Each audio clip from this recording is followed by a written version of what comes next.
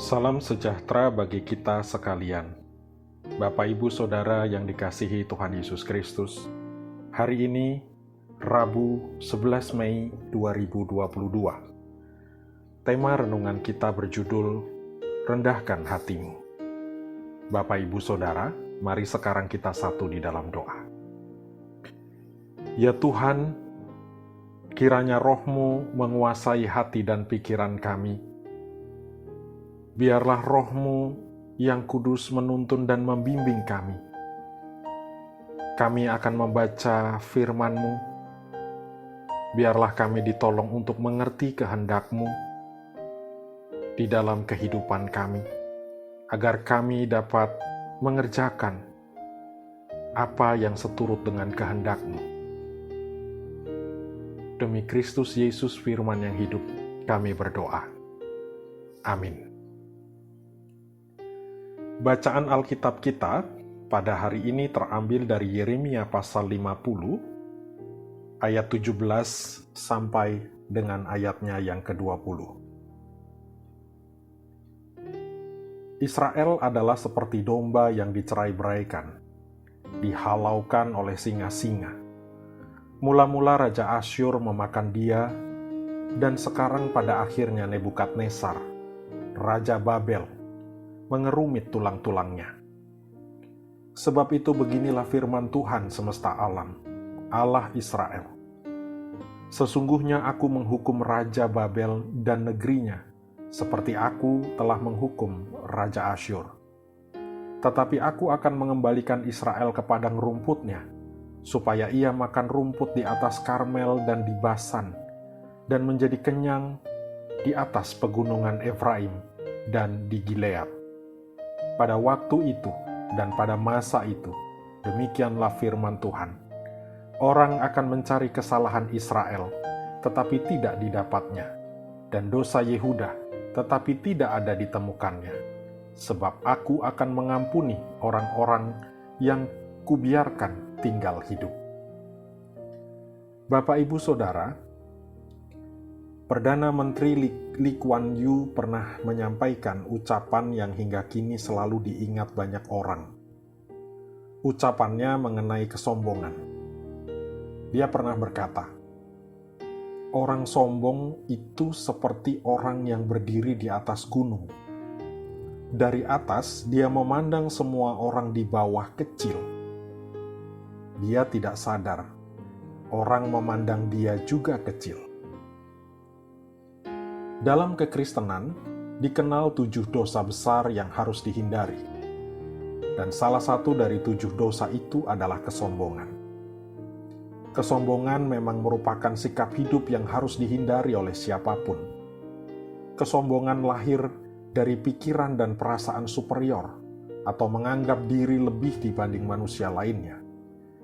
Kecenderungan sikap ini adalah hendak menempatkan dirinya sejajar dengan Tuhan, atau bahkan lebih hebat. Allah melihat sikap Babel yang dalam pandangannya telah memperlihatkan superioritasnya. Sebagai bangsa adidaya, Babel menempatkan diri sama dengan Asyur. Raja Babel bersikap semena-mena terhadap bangsa lain. Mereka ingin menguasai bangsa lain dan membuat bangsa lain tunduk kepada mereka. Itulah yang terjadi pada Yehuda dan Israel. Umat pilihan Allah dibuat tidak berdaya. Mereka dijajah dan negeri mereka dihancurkan. Allah menubuatkan kehancuran bangsa Babel seperti yang dilakukan Allah kepada Asyur. Allah memang murka terhadap umatnya, namun Allah tidak akan membiarkan Raja Babel bersikap seenaknya. Allah memandang sikap Raja Babel sebagai bentuk kesombongan. Kesombongan merupakan sikap yang sangat dibenci oleh Allah. Kesombongan tidak hanya memperlihatkan superioritas, namun juga berakibat melahirkan sikap buruk lainnya, seperti sikap semena-mena dan menindas. Allah menghendaki umat belajar memiliki kerendahan hati, bukan kesombongan. Di hadapan Allah, manusia sama. Jabatan, kekayaan, pekerjaan, latar belakang, suku, dan lainnya tidak akan membuat seseorang lebih tinggi kedudukannya di hadapan Allah. Allah telah mengajarkan arti kerendahan hati kepada umat-Nya melalui keteladanan Yesus Kristus.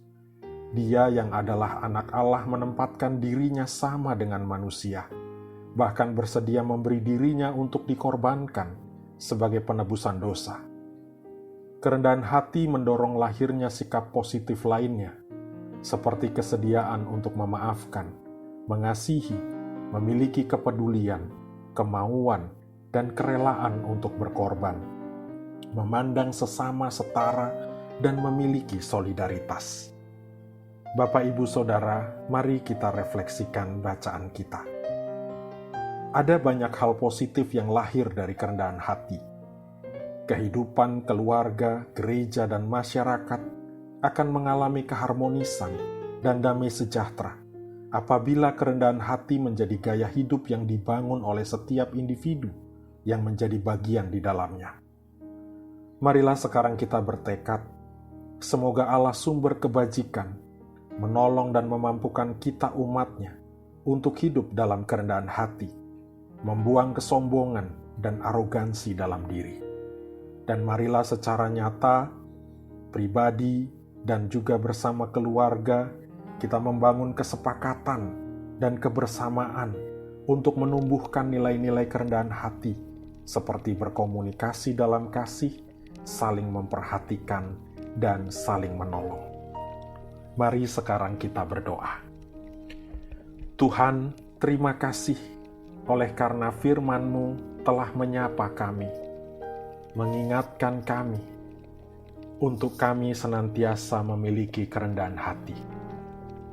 Bapa, terima kasih untuk firman-Mu. Tolong kami, mampukan kami untuk senantiasa memiliki kerendahan hati. Tuhan menolong kami agar kami tidak terjebak pada pikiran dan pandangan yang menempatkan diri kami seolah-olah lebih dibanding orang lain, lebih hebat dibanding yang lain. Ajar kami memiliki kerendahan hati seperti Kristus. Biarlah kami, Tuhan, senantiasa hidup di dalam firman-Mu. Terpujilah Engkau Bapa. Demi Kristus Yesus kami berdoa. Amin.